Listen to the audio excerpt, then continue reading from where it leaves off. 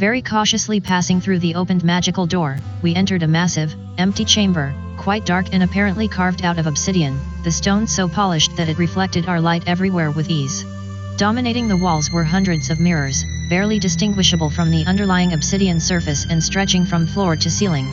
Because of all the mirrors, we spotted not just one reflection from our party but hundreds, as if the chamber contained a multitude of heroes that looked exactly like us. Peering about very carefully, we recognized that the room was actually a maze of glass panels, most of which were reflective as well. Hence, we were going to have a very difficult time passing through this area. A maze of mirrors and glass, oh fairies began, concerned. We will need to feel our way through as well as see. My heroes acknowledged the advice and slowly stepped forward, reaching outward to detect any glass walls before stepping into them. As the chamber was quite large and very dark, it was going to take a while to search it. Actively searching the chamber, our soft footsteps continuing to reverberate off the cold obsidian floor, our reflections around us grew more distorted and the air itself seemed to possess an almost mystical allure. Indeed, the further we progressed, the stranger the entire chamber felt and the more disoriented we became. Soon, all of us were feeling a strong queasiness that started to interfere with our ability to walk, function and defend ourselves. Shaking off the disorientation as best we could, my heroes pushed forward, trying to find their way through the reflective maze. As if the going wasn't challenging enough, I then noticed the mirrors themselves were beginning to shift and distort, exacerbating our disorientation and making it seem like there were many other duplicates of ourselves moving about within the maze, several of whom looked eerie and even monstrous.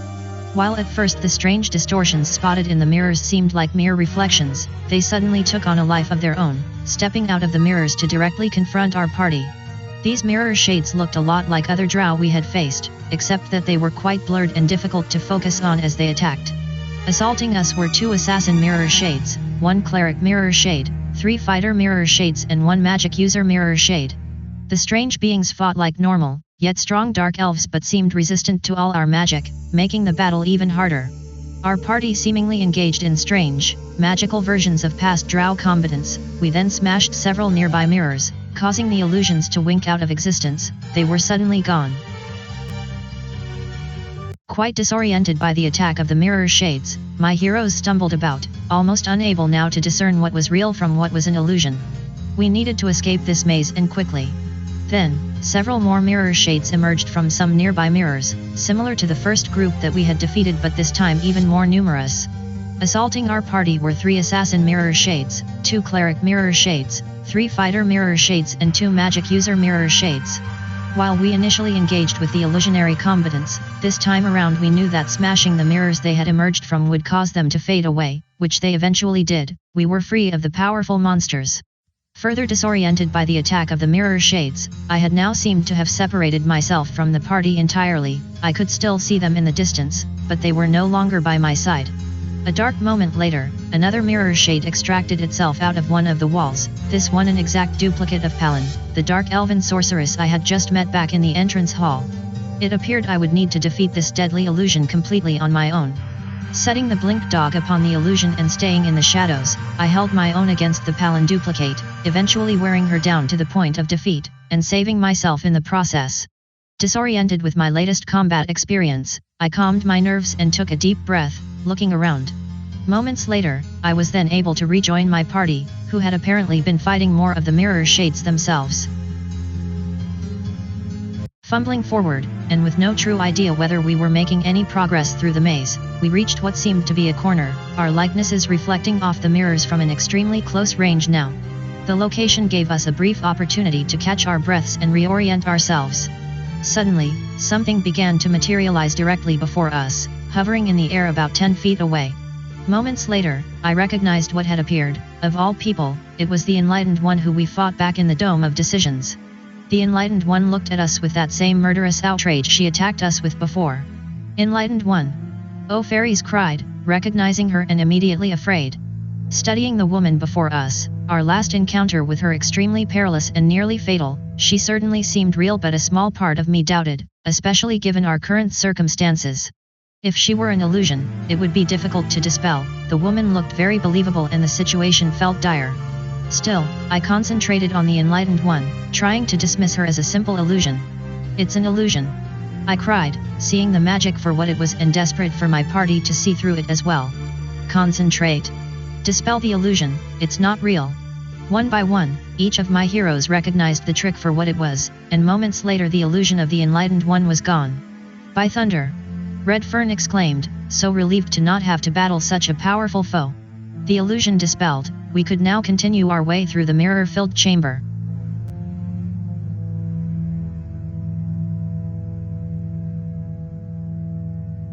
Moments later, the mirrors all around us began to crack, the glassy panels forming the maze we were standing within splintering as well, the noise soon becoming almost deafening.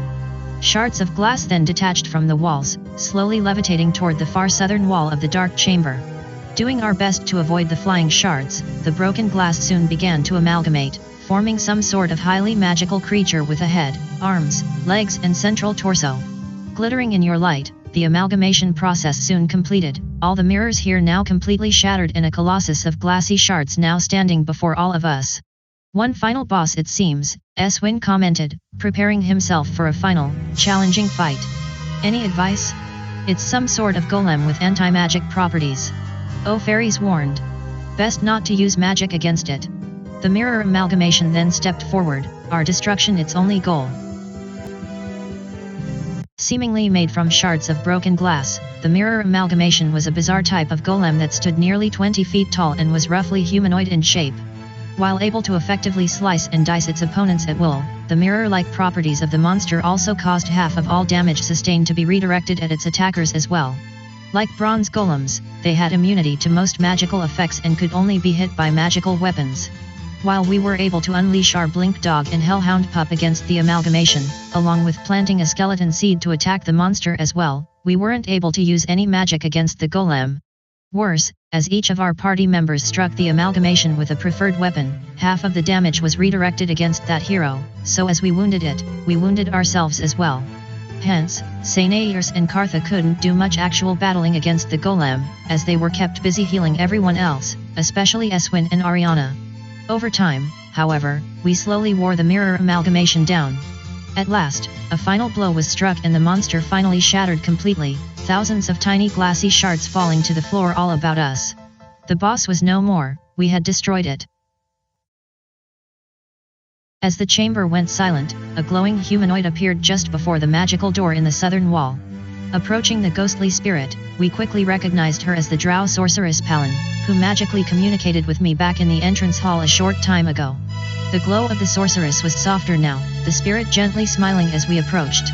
You've both defeated our champions and proved your alliance against the circle, the glowing humanoid began, complimenting our party. I release the Wizardbane to your care and wisdom. The spirit of Palin then glided to me, addressing me directly. Thousands of us sacrificed everything to create and protect the Wizardbane, so think of us, and our plight, when you secure the artifact and, someday, use it to smite the truistics of the circle. But then go beyond that and help end the isolation and suffering of the drow race. Bring our kind back into civilization and help our culture flourish and shine again.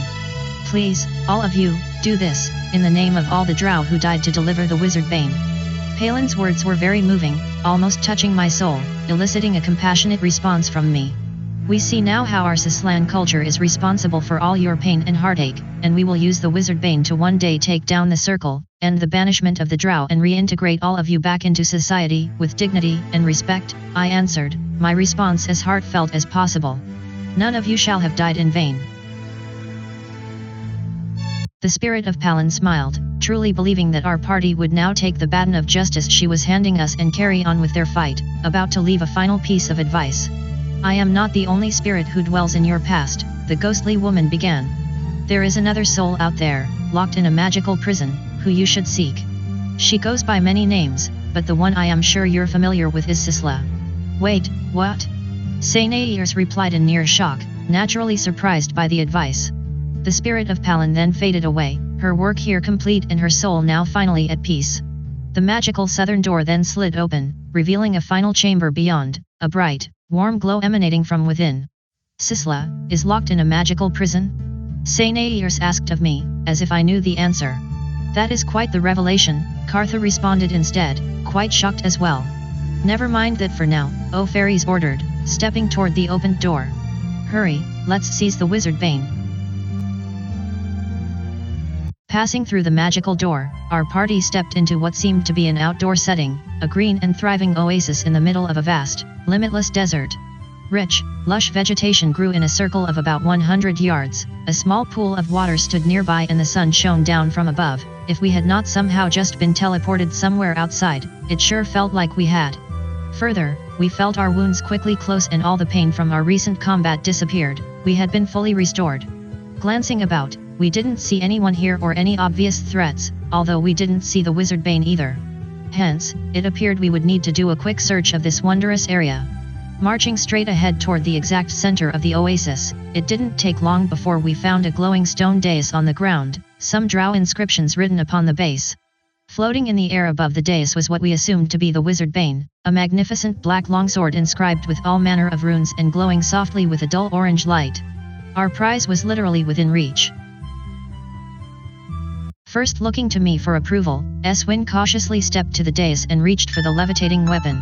Before he could reach it, however, a force field around the blade activated, zapping him with just enough electricity to warn him to stay back. Intuitively recognizing the challenge here, O'Fairies looked down at the writing along the outer wall of the dais, easily reading it to all of us there. My first is a sigh, my second confining. My third and last is the Heart of Kings. It's a riddle, Redfern correctly speculated, joining O'Fairies and I looks like one final challenge, it seems. My party considered the puzzle together, Redfern quickly guessing its answer. Let's see. O is a type of sigh, pen is something that's confining and ing are the central letters in the word kings. The answer is opening. O'Fairies smiled and then spoke the word in drow. Immediately, the force field protecting the weapon came down, the Wizardbane was now ours for the taking. Rather surprisingly, O'Fairies then stepped forward, asking Eswin to back away so she could try to claim the blade. The warrior simply stood there, however, unsure of her motives. Wait, won't the blade kill you if you touch it? Eswin asked, genuinely concerned for the sorceress. Anyone can wield the relic, O'Fairies replied, reaching out for it. But any magic user so much as cut by it could immediately die. And with that, O'Fairies grabbed the soft hilt of the blade and pulled it toward herself. She had it. Holding it out in front of herself, the elderly sorceress swung the blade in the air a few times, a huge smile on her face. She was quite excited to have finally recovered the Wizardbane. Indeed, all of us approached O'Fairies with smiles and relief as well, the quest to retrieve the artifact finally at an end.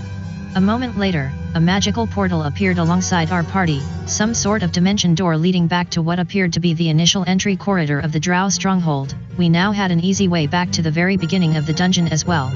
Turning toward the opened portal, O'Fairies continued to wield the Wizardbane, the quest to find it now at an end. Sister, you have the Wizardbane. A voice from the northern door called out. Turning toward the door, standing there was the brother of O'Fairies, the wizard Balybus, who we had followed into the Drow stronghold to begin with. The magic user looked exhausted, leaning against the wall in the doorway as if he could barely keep himself on his feet. Brother. O'Fairies called back, actually happy to see him. Yes, we have it. We finally have it. O'Fairies then began stepping in the direction of Balybus, surprising all of us. Where are you going? Eswin asked, distrusting of Balybus completely and not wanting to jeopardize the Wizardbane in any way. We spent decades searching for this artifact, O'Fairies responded, continuing on her way. He's still my brother and I owe him a look. Don't worry, he dare not try anything with me holding the blade. Still unsure, Eswin and then the rest of us followed O'Fairies as well, Balybus himself stepping into the oasis to meet all of us about 30 feet from the doorway. Where did you go? O'Fairies asked, now just a few feet from Balybus.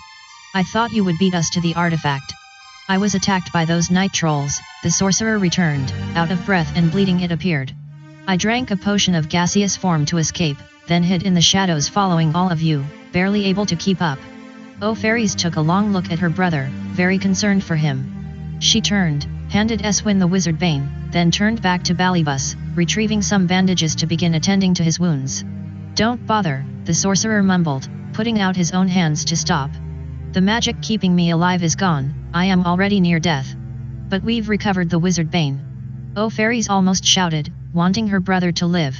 We can finally strike down the circle, avenge our parents and even make the world a better place, just as we imagined. Let's get you back to our own time, that will heal you.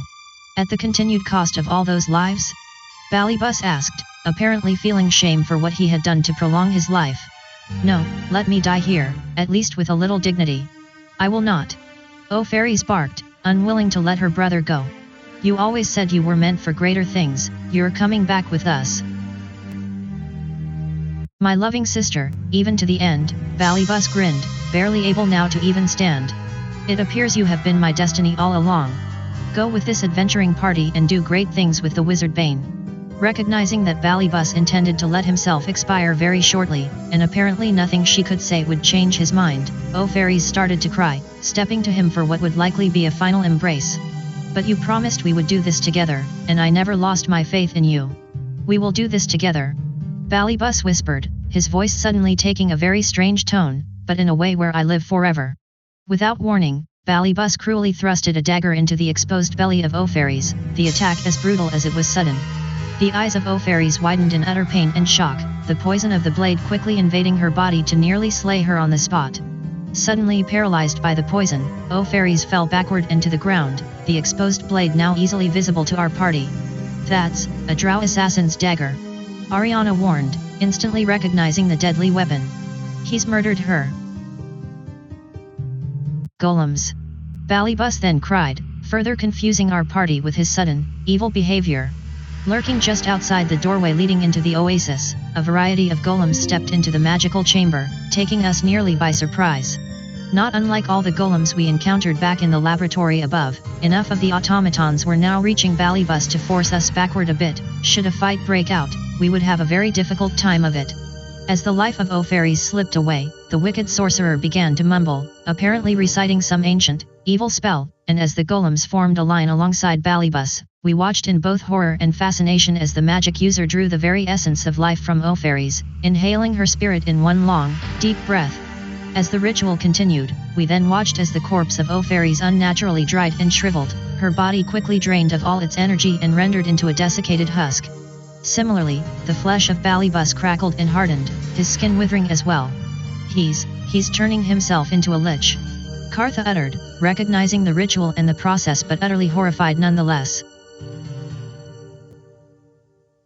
The ritual nearly complete, the eyes of Balybus transformed into dark red orbs, not unlike the mummy Khaldun we had fought back in the Death Crypt, and moments later the sorcerer turned undead laughed with joy, his plan to murder his own sister, steal her life force and become a powerful lich an obvious success. How dare you? Kartha hissed, not just angered but offended by the betrayal of Balybus to his only sister. First you take the lives of hundreds of drow, but your very own sister? Only the life force of a close family member works. Balybus grinned, not repentant in the least. With her life flowing through me, I will now live forever. As if on cue, the desiccated corpse of Oh Fairies shriveled even more, quickly disintegrating right there within the oasis, her ashes scattered by a local breeze. You wretched fiend! Eswin cried out, just as angry now as Kartha. You will be the first to die by the Wizardbane. That's just it.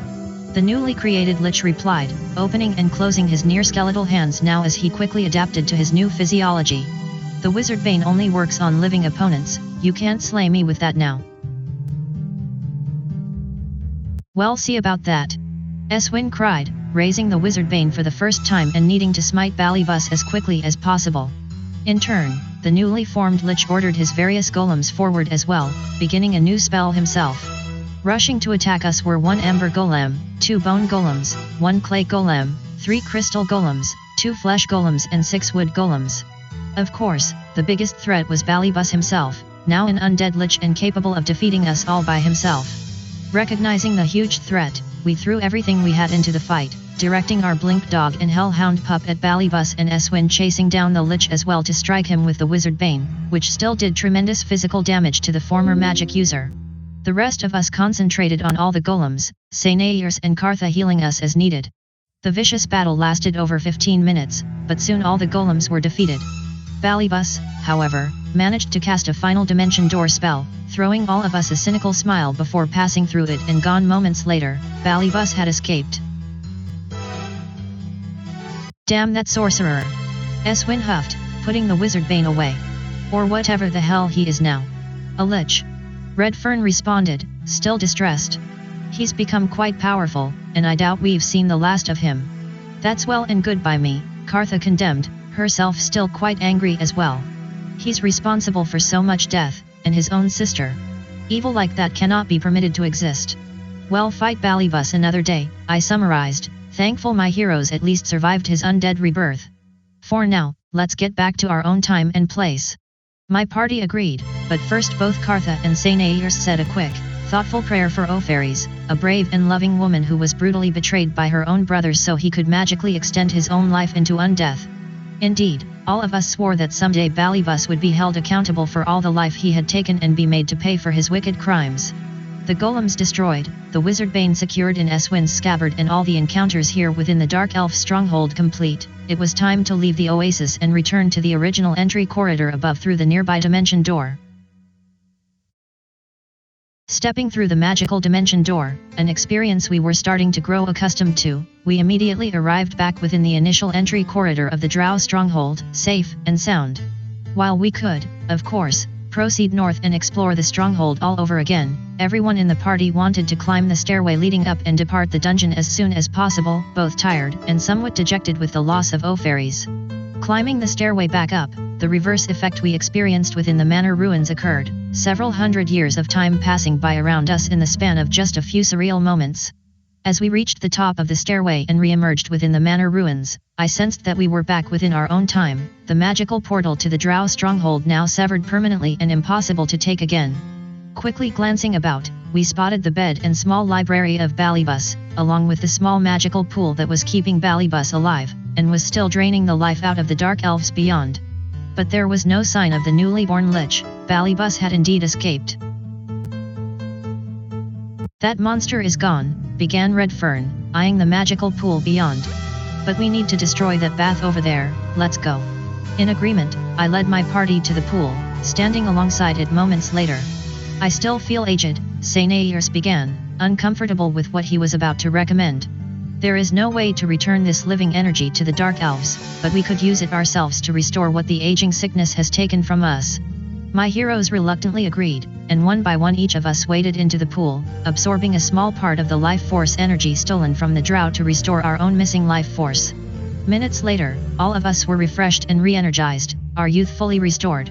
Using up all the remaining energy in the pool, it had reverted to ordinary water and, for the moment, wasn't magical. Sainairs nodded to me, then unsheathed his magical mace and set to work, smashing the stony walls of the pool. Kartha joined in, and in no time the magical pool was reduced to rubble. It would no longer steal any life force from the drow beyond. We had saved the treants as well as the dark elves and ended at least some of their misery. Climbing back up through the tunnel that the treants had dug for us before our exploration of the drow stronghold and recovery of the Wizardbane, we emerged back out in front of the manor, the amber material now totally gone but the building itself about to collapse. The amber, the magic solidified that was absorbing all the life energy from everyone in the island, it's gone. Redfern was the first to notice, alerting everyone. The aging sickness is no more. Waiting out here for us as well was Queen Willowheart and about a dozen treants. They were first surprised and then actually glad to see us, the Queen approaching our party with a happy and proud face. "You did it!" the Queen exclaimed, embracing our party in her warm, prickly branches. "The curse has been lifted, all of us are whole again." The magic that was slowly draining everyone of their life force, the same magic that had cursed the treants as well, it did indeed seem now like all was well. However, it only took a few additional moments for Queen Willowheart to notice that Opheres was missing, and we knew she would take the news of her death quite hard. How to break the news to her? "We're sorry, Queen Willowheart, but Opheres did not survive the quest," Ariana replied, saddened yet still proud of Opheres. "But she was brave and very helpful, we wouldn't have succeeded without her." "Was it quick?" the treant finally asked several moments later, bowing her head in both respect and despair. "Did she suffer?" "She was murdered by her own brother," Kartha answered, beginning to sob herself. "Balybus didn't just steal the lives of everyone here in Grimtier, he took her life, too, to transform into a monstrous lich." While incredibly painful to hear, Queen Willowheart thanked our party for being so honest and genuine, wrapping her own branches around us again. "And the Wizardbane?" the Queen treant asked, hoping against hope that the sacrifice had been worth some sort of gain. With a nod, Eswin drew the blade from his scabbard and held the artifact up high for all to see, the Wizardbane glowing with a dull orange light. The Queen and several of the Treants took a step closer, intrigued by the sword and happy to know that at least our quest was successful. I can't believe my friend O'Fairies is gone, the Queen finally said, looking about. But it appears she helped save us all, so we will always be in her debt. As shall we, I added, knowing that, without O'Fairies, our party would have been slain back in the Drow stronghold as well and Ballybus would likely have the Wizardbane now. Queen Willowheart, can you consider giving the Drow another chance? Cartha then asked, surprising the Treants. I know they can be selfish and crass, but they've endured way too much and need a new beginning, starting with you. Thinking back on the dark elven spirit who released the Wizardbane to our party and the promise I made to try and someday liberate the Drow, Cartha's question seemed like an ideal way to begin and I seconded her request. We've been at war with the Drow for centuries, the Queen returned in a lowered, reserved voice. But they weren't responsible for this latest crisis, and perhaps they would welcome a new peace too. Very well, for you and in memory of O'Fairies, I will send an envoy to their city and see what can be negotiated. Thank you, Queen Willowheart, I responded, happy to know that the Drow's condition may improve. We made a promise to help the Dark Elves if we could, it's time to forgive and move on. So now where? Ariana asked, taking me somewhat by surprise. Where do we go from here? There is nothing for us back in Leakley, Eswin responded, sheathing the Wizardbane again. As far as I can tell, we're presently stuck here on this island, Sainairs lamented, relatively quiet until now. Queen Willowheart, do you know how we can escape? The Treant paused, at first unsure of how to respond. Grimtier was totally surrounded by very deep waters, so we certainly couldn't swim our way off. I don't know how you can escape, but I may know someone who does, the Queen replied with a look of concern. There is an old elven druid who lives amongst some odd stones in the far southwestern corner of Grimtier. He's eccentric, most of us just leave him alone. But perhaps he can help. That sounds promising, I responded, grateful for the advice. Southwest you say? I need to return to the forest, Queen Willowheart responded. But I can send my best scout who can guide you to him. Nodding my head in agreement, the Queen fetched her strongest fellow Treant, explaining to her the plan and directing our party to follow her. The rest of the Treants then gathered together, about to take the road back to the forest to the northwest. Then safe travels, my friends, Queen Willowheart directed, wrapping her branches around our entire party in one final embrace. Go, and make my friend O'Fairies proud. In complete agreement, our party acknowledged the help and generosity of the Queen and all the Treants here, then turned to follow the scout southwest, embarking on yet another adventure.